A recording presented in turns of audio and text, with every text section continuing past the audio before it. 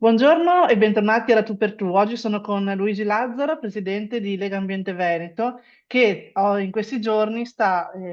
criticando molto la presa di posizione di Renato Brunetta per quanto riguarda l'apertura del nucleare a Venezia e Porto Marghera. Molte le critiche che sono arrivate, qualche endorsement invece c'è stato. Perché no al nucleare a Porto Marghera? Beh, intanto Legambiente ha definito questa uscita rispetto a Porto Marghera come una balla atomica, perché a quanto pare è più semplice come è stato fatto nel passato. Il ricordo del 2011, degli anni, diciamo, precedenti al 2011, che ci hanno portato al secondo referendum che ha bocciato la possibilità di fare nucleare nel nostro paese. È un refrain che si ripete, insomma, si butta in avanti la palla per non mettere in campo le soluzioni invece disponibili, mature, sia tecnologicamente che ambientalmente, che sono ad esempio quelle delle energie rinnovabili, l'energia prodotta dal sole con il fotovoltaico, l'agrivoltaico, l'energia prodotta dal vento con l'eolico, l'energia prodotta dalla geotermia, dal calore della terra, l'energia prodotta dal recupero di materia facendo la digestione anaerobica per ridurre il consumo di gas fossile, ad esempio, e produrre biometano, che concorre, non cancella, ma concorre a ridurre il consumo dei fossili, che sono l'elemento centrale rispetto alla necessità di energia. Abbiamo capito che questa sta creando una condizione planetaria per cui l'aumento di temperatura, il famoso global warming, il riscaldamento globale, è diventata un'emergenza che le quali ricadute si tramutano in alluvioni, inondazioni, temperature estreme, e la risposta che ci arriva è quella di pensare a un impianto nucleare proprio a Marghera, ma poi la localizzazione, insomma, ecco, lascia il tempo che trova, per rispondere a un'eventuale necessità di energia. La cosa che spiace è che non si ragioni con serietà e quindi si raccontino balle, perché ai cittadini serve invece raggiungere gli obiettivi climatici di produzione di energia da fonte rinnovabile, uscire dal fossile al più presto, mentre una centrale nucleare è ben risaputo che qualora si potesse realizzare, i tempi di costruzione non potranno essere inferiori ai 10-15 anni. L'ultima esperienza francese ce lo insegna, esperienza che peraltro ha portato, visto l'aumento dei costi totale, che ha portato addirittura a far rinazionalizzare l'azienda francese, e che è tornata a essere un'azienda di Stato, e quindi a coprire i costi, le perdite con i soldi pubblici, cosa che forse si prospetterà, chi lo sa, o forse è un desiderio anche per il nostro paese. Quindi questo significa tempi lunghissimi di attesa che non possiamo permetterci, con tecnologie non mature, non sviluppate, non testate nel nostro territorio, nell'Occidente, perché le uniche esperienze sono in territori non occidentali, dove le democrazie, diciamo, in qualche modo non sono proprio il fiore all'occhiello di quei territori. Penso alla Cina, penso alla Russia, dove la quarta generazione pare essere in funzione, ma nessuno sa niente, e con ancora problemi irrisolti per quanto riguarda lo smaltimento e il confinamento delle scorie radioattive. Ricordo che in questo paese siamo ancora alle prese con cercare di definire un'area idonea per ricevere i rifiuti nucleari ad alta radioattività o media, che già sono stati prodotti con le centrali chiuse negli anni '80 nel nostro paese. Quindi stiamo parlando di qualcosa di irrealizzabile, perché non ha nessuna capacità da parte di chi fa le proposte di risolvere i problemi che sono quelli tecnologici, ambientali, economici e sociali.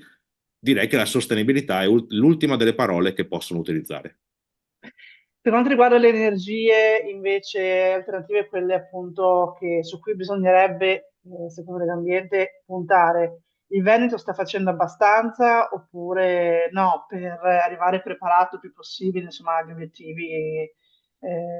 di transizione energetica? Beh, dipende quando parliamo di Veneto di cosa parliamo. Se parliamo di veneti, di cittadini del Veneto, direi che i cittadini stanno facendo abbastanza. Siamo la regione più solarizzata sui tetti delle case del nostro paese. La maggior parte degli impianti solari installati sono di piccola o medio-piccola dimensione, vale a dire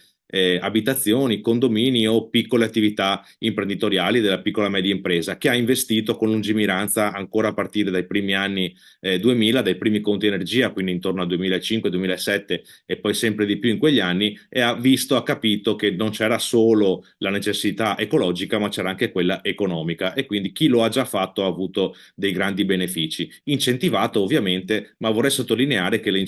energie incentivate lo sono ancora tutt'oggi quelle a fonte fossile, perché è un comparto che riceve tantissimi finanziamenti o comunque sostentamenti da parte dello Stato, e quindi non è un argomento, diciamo, su cui porre troppo l'attenzione, ed è bene che si incentivi l'energia rinnovabile perché così andiamo a realizzarla il più possibile. Il vero buco, il vero vuoto invece è quello di pianificazione regionale, perché l'impiantistica di grande livello,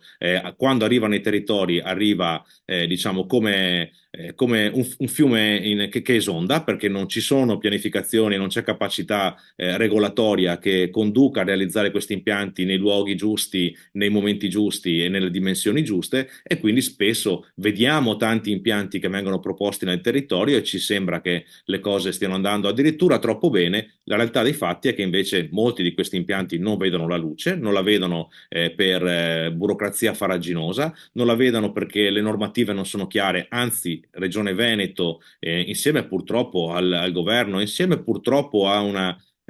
scarsissima, diciamo, capacità politica di ragionare sul tema, ha messo quasi al bando queste energie rinnovabili, perché le leggi sono sempre più stringenti rispetto ad esempio alle aree idonee o non idonee, che portano i territori a definire le loro aree come non adeguate a installare gli impianti di energia rinnovabile, e quindi stiamo in forte ritardo rispetto a una necessità che dobbiamo raggiungere al più presto, sulla quale invece che metterci a lavorare pancia a terra, pare che buttiamo la palla in avanti dicendo che prima o poi arriverà il nucleare. Pensare, e qui su Porto Marghera vorrei fare un accento, di poterlo fare a Porto Marghera, un'area che è ancora tutt'oggi un sito di interesse nazionale da bonificare, al di là di alcuni interventi che si stanno facendo e alcuni anche molto bene di recupero di quell'area, che è comunque a vocazione industriale e a vocazione lavorativa, dove il mondo del lavoro ha luogo e sede e prospettive di futuro se vogliamo far partire la transizione ecologica, appunto, e quindi tutto ciò che è economia circolare e nuovo modello industriale che forse non riesce a emergere, ma che è diciamo, pronto ai nastri di partenza qualora la politica se ne volesse accorgere, perché ecco, è un luogo che è assolutamente inidoneo e che rischia anche di far fallire tutti gli investimenti su nuovi posti di lavoro che la transizione ecologica, l'economia verde e le energie rinnovabili possono invece portare. Io ringrazio Luigi Lazzaro per essere stato con noi, presidente di Lega Ambiente Veneto. Sicuramente torneremo su questo e altri temi legati all'energia perché sono temi strategici per il futuro di tutti, quindi a risentirci e grazie per essere stato con noi. Arrivederci, grazie a voi.